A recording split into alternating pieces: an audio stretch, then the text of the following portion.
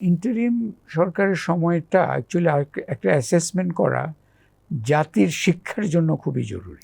এত উচ্চ জন আকাঙ্ক্ষার পরিপ্রেক্ষিতে ওনারা আসলেন, কিভাবে ওনারা ওনাদের ম্যান্ডেটটা এক্সারসাইজ করলেন, জি, সেইটার একটা নির্মোহ বিশ্লেষণ আসলে খুবই জরুরি। প্রারম্ভিক কোনো দু একটা, যেমন একটা সামাল দেওয়ার কাজ ছিল, ওটা একটা দেওয়ার চেষ্টা করেছেন, যেটা বটে, কিন্তু এখন পিছনে তাকালে ওটা অত্যন্ত একটা বলা যায় যে ওটা একটা ছিল, কিন্তু আশা যেটা ছিল, এবং আমি মনে করি সুযোগ বহু ধরনের ছিল।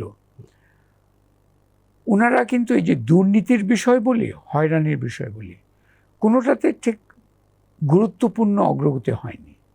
দুর্নীতির যেটা হয়েছে যে দৃশ্যমান দুর্নীতির কিছু ক্ষেত্র ওনারা ইনিশিয়ালি অ্যাক্ট করেছিলেন, আচ্ছা, কিন্তু সার্বিকভাবে দুর্নীতির অভিজ্ঞতার কথা যদি বলি, সেটা কিন্তু সিস্টেমের সবাই যারা এই ধরনের দুর্নীতি ভিত্তিক একটা অবস্থানের কমফোর্টেবল, তারা ইনিশিয়ালি একটু শেকেন ছিল যে হয়তো কিছু, কিন্তু বাই আর্লি 2025 তারা বুঝে গেছে যে এখানে হবে না। ওনাদের অন্যতম একটা দুর্বলতা ছিল, ওনাদের একটা ক্যাপাসিটির ঘাটতি ছিল, ওনাদের টিম সুস্পষ্ট।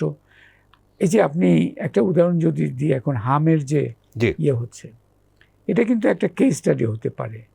এটার কিন্তু সমস্যাটার সূত্রপাত কিন্তু সেই কোভিড সময় থেকে, আওয়ামী লীগের সময় থেকে, এই যে রুটিন ইমিউনাইজেশন ব্যবস্থাপনা একটার ধস নামতে শুরু করে। কিন্তু 2025 এটা একটা ক্রিটিক্যাল আপনার একটা সংকট পর্যায়ে উপনীত হয়।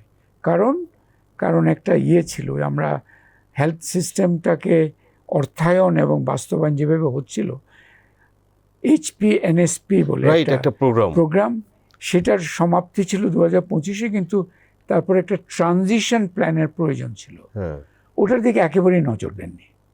যার ফলে এই যে সময় মতো টিকা প্রকিওর করার একটা বিষয় ছিল, সেটাও হয়নি। আবার ওই টিকা যে মাঠ পর্যায়ে নিয়ে, টিকা তো এসে ঢাকার গোডাউনে পড়ে থাকলে তো হবে না, টিকা কেন্দ্রে নিয়ে যেতে হবে।